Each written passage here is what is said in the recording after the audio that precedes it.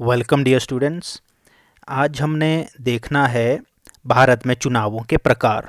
हम मुख्यतः बात कर रहे हैं यहाँ पर लोकसभा और विधानसभा के चुनावों की।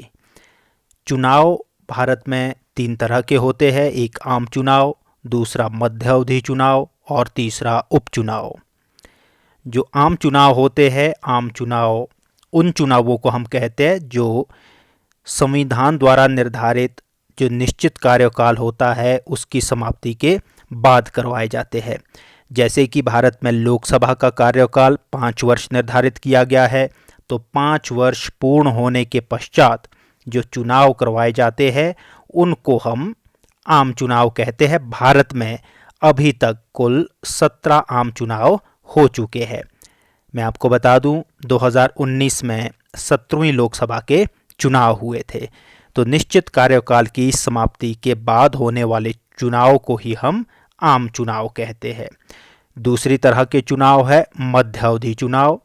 मध्य अवधि चुनाव नाम से स्पष्ट है, अवधि के मध्य में जो हो। जब जो निर्धारित कार्यकाल होता है, जो संसद ने निर्धारित लोकसभा का कार्यकाल हमारा किया है 5 वर्ष, अगर उसकी समाप्ति से पहले चुनाव हो जाते हैं, करवाने पड़ते किन्हीं परिस्थितियों में, ऐसे चुनाव को हम कहते हैं मध्य अवधि चुनाव। ऐसे चुनाव उन परिस्थितियों में होते हैं, मान लीजिए सरकार बनाई है किन्हीं 2 या 2 से अधिक दलों ने मिलकर, उनमें अनबन हो जाती है और सरकार अपना बहुमत खो बैठती है। तो ऐसी स्थिति में अगले चुनाव जो करवाए जाते हैं वो मध्य अवधि चुनाव कहलाते हैं। सिर्फ इतना याद रखना है कि कार्यकाल की समाप्ति से पूर्व यदि चुनाव करवाने पड़ते हैं तो उसे मध्य अवधि चुनाव कहते हैं। और ये भी पूरे कार्यकाल के लिए होते हैं। जैसे कार्यकाल 5 वर्ष निर्धारित किया गया है तो पूरे 5 वर्ष के लिए ये मान्य होंगे। तीसरे जो चुनाव होते हैं वो है उपचुनाव। उपचुनाव इन दोनों से अलग है, आम चुनाव और मध्य अवधि चुनाव से अलग है। ये सिर्फ उन क्षेत्रों में होते हैं जिन क्षेत्रों में कोई प्रत्याशी जो निर्वाचित है उसकी या तो मृत्यु हो जाती है या वो त्यागपत्र दे देता है, अस्वस्थ हो जाता है, अपना त्यागपत्र दे देता है या मृत्यु हो जाती है। उस क्षेत्र में उसके स्थान पर होने वाले चुनाव को हम उपचुनाव कहते हैं। ये पूरे क्षेत्रों में नहीं होते हैं, ये केवल उन्हीं क्षेत्रों में होंगे जहां किसी प्रत्याशी की मृत्यु हो जाए या वो त्यागपत्र दे दे। अब ये बचे हुए कार्यकाल तक ही मान्य होते हैं, जिसका अभिप्राय ये है, मान लीजिए चुनाव हुए, 1 वर्ष तक कोई प्रत्याशी जो निर्वाचित था वो कार्य कर रहा है, लेकिन उसके पश्चात उसकी मृत्यु हो जाती है, उसकी जगह जो चुनाव होंगे फिर उसका कार्यकाल 4 वर्ष बच गया था, तो जो बचे हुए कार्यकाल के लिए ही मान्य ये होते हैं। तो इन तीनों में आपको थोड़ा थोड़ा अंतर भी मालूम होना चाहिए। अब हमने आगे देखना है कि भारत में जो चुनाव प्रणाली होती है उसकी मुख्य विशेषताएं क्या है। देखिए, उसकी सबसे पहली विशेषता तो है जो हम पहले भी पढ़ चुके हैं कि भारत में जो चुनाव होते हैं वो वयस्क मताधिकार के आधार पर होते हैं। मीन जिसमें वोट डालने का अधिकार हर उस व्यक्ति को है जिसकी आयु 18 वर्ष हो चुकी है। तो उस व्यक्ति को बिना किसी भेदभाव के, बिना किसी रंग, रूप, जाति, समुदाय के भेदभाव के बिना वोट डालने का अधिकार प्राप्त है। ये भारतीय प्रणाली की एक विशेषता है। दूसरी विशेषता है प्रत्यक्ष चुनाव। भारत में चुनाव प्रत्यक्ष चुनाव प्रणाली द्वारा होते हैं। यहाँ पर मैं बात कर रहा हूँ लोकसभा चुनाव और विधानसभा चुनाव की। ये दोनों तरह के चुनाव प्रत्यक्ष चुनाव प्रणाली द्वारा होते हैं, जिसमें सभी नागरिकों को वोट डालने का अधिकार होता है जिनकी आयु 18 वर्ष या उससे अधिक होती है। हाँ, यहाँ एक बात याद रखनी है कि राज्यसभा के चुनाव, राष्ट्रपति के चुनाव, उपराष्ट्रपति के चुनाव प्रत्यक्ष चुनाव प्रणाली द्वारा नहीं होते हैं, बल्कि ये अप्रत्यक्ष चुनाव प्रणाली द्वारा होते हैं।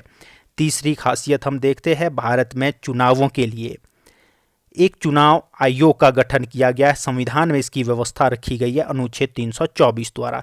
चुनाव आयोग की व्यवस्था इसलिए की गई है ताकि चुनाव निष्पक्ष हो, स्वतंत्र हो, कोई भेदभाव ना हो।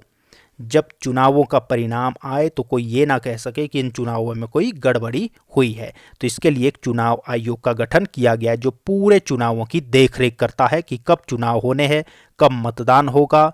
इसके लिए पूरी रूपरेखा का निर्धारण इस चुनाव आयोग द्वारा किया जाता है भारत में। अगली बात है गुप्त मतदान। भारत में जो वोटर्स है वो डालने जाते हैं तो उनका वोट बिल्कुल सीक्रेट रहता है, गुप्त तरीके से डालते हैं। ऐसी व्यवस्था इसलिए की गई है ताकि मतदाता बिना किसी डर के निर्भीक होकर अपने वोट का प्रयोग कर सके। यदि उनका वोट ओपन हो जाता है तो वो हो सकता है किसी बाहुबली के डर से अपना वोट निष्पक्ष तरीके से ना दे पाए। तो ये कुछ विशेषताएं थी। भारतीय प्रणाली में कुछ दोष भी है, दोष तो अभी हम नहीं देखेंगे, वो आप आसानी से समझ जाएंगे। तो भारत में चुनाव प्रणाली में सुधार क्या किए जा सकते हैं वो हमने देखना है। सबसे पहली चीज, भारत में चुनावों में बहुत अधिक धन का दुरुपयोग होता है। तो इस धन के दुरुपयोग से निर्धन व्यक्ति चुनाव नहीं लड़ सकता।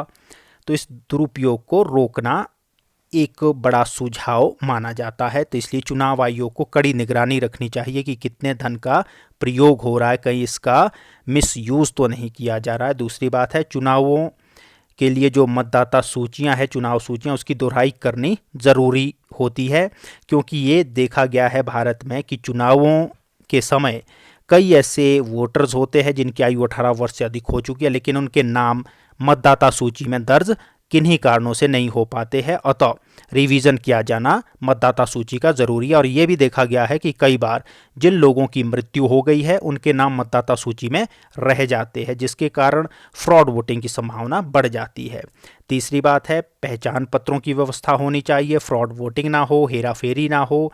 इस तरह की हेराफेरी को रोकने के लिए, फ्रॉड वोटिंग को रोकने के लिए पहचान पत्र, आइडेंटिटी कार्ड हर वोटर को इशू किए जाने चाहिए, ताकि वोट डालते हुए उसका जो चेहरा है उसका मिलान किया जा सके। अगली जो सुझाव है कि कैसे बेहतर बनाएं भारत की चुनाव प्रणाली को, वो है ईवीएम का प्रयोग। ईवीएम है इलेक्ट्रॉनिक वोटिंग मशीन। ये ऐसी मशीन होती है जिसमें एक बटन होता है, उसको प्रेस करके वोट आपका दर्ज हो जाता है। ऐसी व्यवस्था इसलिए ताकि खर्च कम हो जाए और समय की बचत हो। जब आपका वोट दर्ज इस ईवीएम में हो जाता है तो उसकी काउंटिंग करनी कंप्यूटराइज्ड बड़ी सरल हो जाती है, और इसको बाद में सारा डेटा डिलीट करके अगले चुनाव में भी प्रयोग में लाया जा सकता है। इसलिए धन की बचत की जा सकती है। तो आज के लिए इतना ही। Thank you.